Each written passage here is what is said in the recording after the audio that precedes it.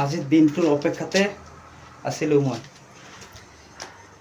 এটাকৈ সপ্তাহ গুচি গৈ আৰু কোনদিনা ছানডে দিনটো আহিব, ছানডে দিনটোৰ কাৰণে ভাবি থাকোঁ যে ছানডে দিনটো আহিলে মানে আমি অলপ ৰেষ্ট পাম। আজি হ'ল এই ছানডে দিনটো। আমি ৰাতিপুৱা 6টা বজাত উঠিছোঁ ঘুমৰ পৰা। উঠি কেনে ডিউটিত আহিছোঁ। ডিউটিত আহি মানে আমি 4জন মানুহ আছিলোঁ একেলগত। 4জন মানুহ মিলি অলপ কাম আছিল, কামটো ঠিকা ল'লোঁ। 6টাৰ পৰা 9টালৈকে কাম কৰিছোঁ। 9টা বজাৰ লগে লগে আমাৰ কামটো পূৰা চেচ পাই গ'ল। তেতিয়া আমি 4জনে ফ্ৰী।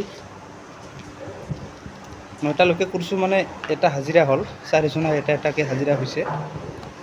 এতিয়া আমি 4জন মানুহে ফ্ৰী। আজি হ'ল ছানডে। আজিৰ দিনটো আমি গোটাই বিন্দাছ বহি কটাই দিম। মই এইটো বিল্ডিঙতে আহিছোঁ। এইটো বিল্ডিঙত আহিলে মানে বহুত মজা লাগে আৰু দিনটো পূৰা ইফালে পূৰা ফাঁকা আছে দিনটো। ইয়াতে বহিলে পূৰা আমি ঠাণ্ডা বায়ুটো পাম। চাৰিওফালে ফাঁকা আছে, চাৰিওফালেদি আমাৰ বায়ুবিলাক সোমায়। আৰু আপোনালোকে দেখা পাইছে এইটো প্লাষ্টিকৰ এটা কভাৰ দেখা হৈছে। ইয়াতে মই বহিম, পাৰিলে টোপনিও যাম। Bye bye.